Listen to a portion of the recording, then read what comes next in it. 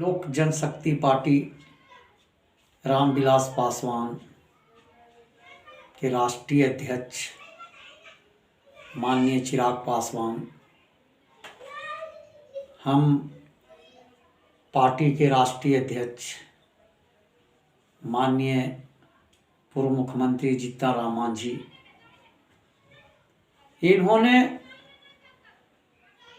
बिहार के दोनों शीर्ष नेता हैं और अपने आप को ये समझते हैं कि हम दलितों के नेता हैं। तो दलित का नेता आप किस मायने में है? दलित के नेता दलितों की कहने वाले कि हम शुभचिंतक हैं, दलितों के हक और अधिकार की लड़ाई लड़ने वाले हम लोग दलित के नेता हैं। तो मैं इस पर कहना चाहता हूं कि ये दलित के नेता नहीं, यह जात के भी नेता नहीं है। अगर जात के नेता होते तो जात की जो समस्या है, समाज का जो शोषण है, समाज का जो अत्याचार है, इस पर खुल के बात करना चाहिए, खुल के अधिकार की लड़ाई लड़ना चाहिए। खुद के जो समस्या है उस समस्या पर अमल करना चाहिए। लेकिन ये जात के भी नेता नहीं है और दलित का नेता अपने आप को क्या समझते हैं। आज लोकसभा का चुनाव है, 24 में चुनाव होने जा रहा है और इनका पारस जी और चिराग पासवान जी को 5 से 6 सीट मिलने जा रहा है। इसमें आप देखिएगा कि 2 सीट पर अपनी चुनाव लड़ेंगे, एक पर अपने और एक अपने दूसरे लोकसभा पर अपनी मां को। तो बाकी बचा 2-3 सीट। तो 2-3 सीट बचा, तो जिसमें पारस जी भी लेंगे और कुछ सीट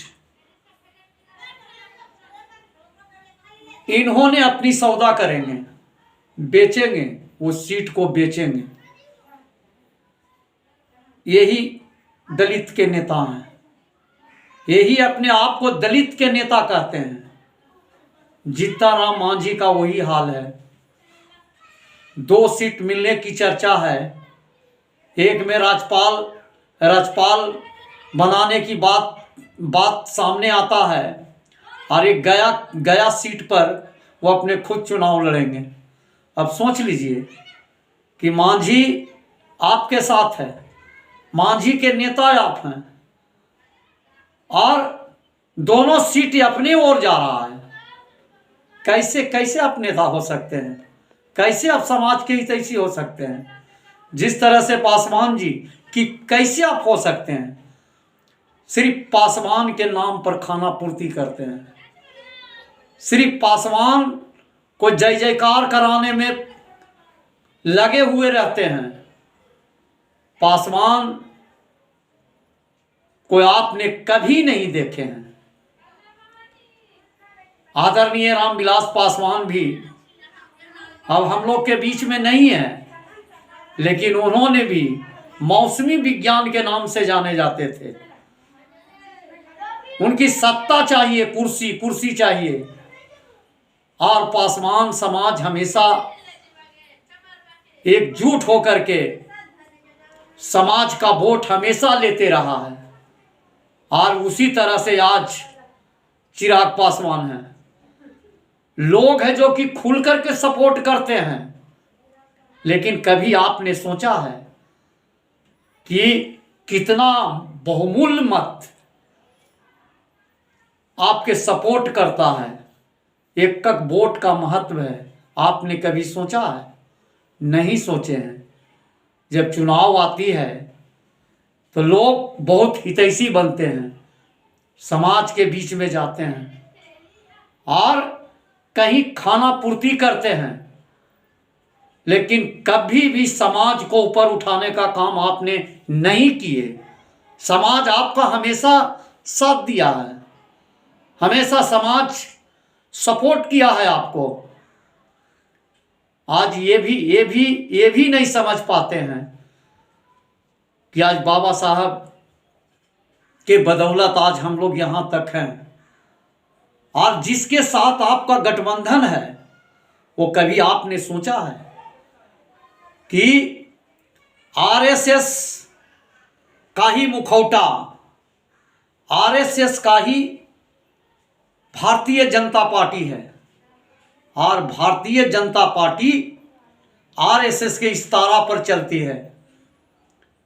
उन्होंने हमेशा कभी भी दलितों की उत्थान की बात नहीं करते हैं, दलितों की दबाने की बात जरूर करते हैं, दलितों की शोषण की बात जरूर करते हैं। आज संविधान जिंदा है तो हम लोग जिंदा हैं। अगर बाबा साहब ने संविधान में अगर आपका आरक्षण नहीं देते तो आप एमएलए और मंत्री विधायक नहीं बन पाते। आज बाबा साहब का ही देन है कि आज हम लोग यहाँ तक हैं। और उस चीज़ को हमारे लोग भूल जाते हैं कि आज हम लोग हैं तो अपनी बदौलत हैं। ये कभी भी भूलना नहीं चाहिए। जिस पार्टी ने संविधान को बदलने की बात करते हैं, संविधान को ध्वस्त करने की बात करते हैं, संविधान को हटाने की बात करते हैं और उसके साथ गठबंधन होकर आप भी उस संविधान को बदलने में आपका शेयर है, उसमें आप भी चाहते हैं कि संविधान समाप्त हो। आज आपका वोट, सपोर्टिंग वोट पासवान आपके नाम पर देता है, लेकिन आपने कभी सोचे हैं कि आपका वोट जो है कहाँ जा रहा है, किसकी ताकत बन रहा है, किसका आर्थिक स्थिति मजबूत होगी। आप चंद मुट्ठी भर स्वार्थ के चलते एमपी बन जाइएगा, मंत्री बन जाइएगा, लेकिन और जितने समाज है उसका हाल क्या होगा, इस गरीबों का क्या हाल होगा, इस गरीबों का जो हालात है आज दयनीय, इसका हालत क्या होगा। ये आपने कभी सोचे हैं कि आज बाबा साहब का जो संविधान के बदौलत आज आप हम सारे लोग यहाँ तक हैं, लेकिन उस विचारधारा के साथ आप गठबंधन करके समाज को ढकेलना चाहते हैं। ऐसा अब होने वाला नहीं है। अब पासवान भी बुद्धिजीवी है, पासवान समाज भी अब अपने आप को समझने लगा है कि हमको किस तरह से कहाँ जाना है और कहाँ नहीं जाना है, वोट कहाँ देना है, नहीं देना है।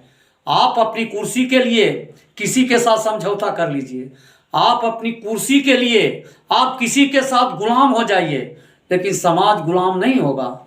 समाज आपके साथ नहीं जाएंगे, समाज आपके साथ नहीं जाएंगे। जिसके पास अकल नहीं है, जिसके पास दिमाग नहीं है, जिसके पास सोचने शक्ति नहीं है कि बाबा साहब ने संविधान बनाए, बाबा साहब ने सब कुछ दिए। आज बाबा साहब के बदौलत आज हम लोग यहाँ तक हैं, लेकिन आप जो गठबंधन कर रहे हैं ये गठबंधन उचित नहीं है। और जब बीजेपी के साथ आप गठबंधन में जाते हैं तो पासवान समाज आपको सपोर्ट नहीं करेगा, वही सपोर्ट करेगा जिसके पास दिमाग नहीं होगा, जिसके पास अकल नहीं होगा, वो लोग आपको जरूर सपोर्ट करेंगे। जिसकी संविधान का ज्ञान नहीं है, जिनकी बाबा साहब के बारे में नहीं जानते हैं, वो आदमी जरूर करेगा आपको। लेकिन जरा सा भी संविधान के प्रति उसकी ज्ञान होगा, बाबा साहब के प्रति जरा सा भी सोचेंगे, पेरियार रामास्वामी के बारे में जानेंगे, ज्योतिबा फूले के बारे में जानेंगे, तो कभी भी एक वोट भी आपको सपोर्ट नहीं करेंगे। इसलिए मैं तमाम भाई से ये कहना चाहता हूँ कि आप एक बुद्धिजीवी हैं। आप अगर आप अभी नहीं जागे तो आने वाला पीढ़ी जो है आपको धिक्कारेगा, आपका आने वाला पीढ़ी आप पर थूकेगा कि एक बाबा साहब सिंगल थे जिन्होंने अपनी हक और अधिकार के लड़ाई के लिए सारे अछूतों को अधिकार दिए, संविधान में जगह दिए। लेकिन आज हम सारे इतना लोगों के बाद भी अगर हम लोग संविधान को नहीं बचा पाते हैं तो हम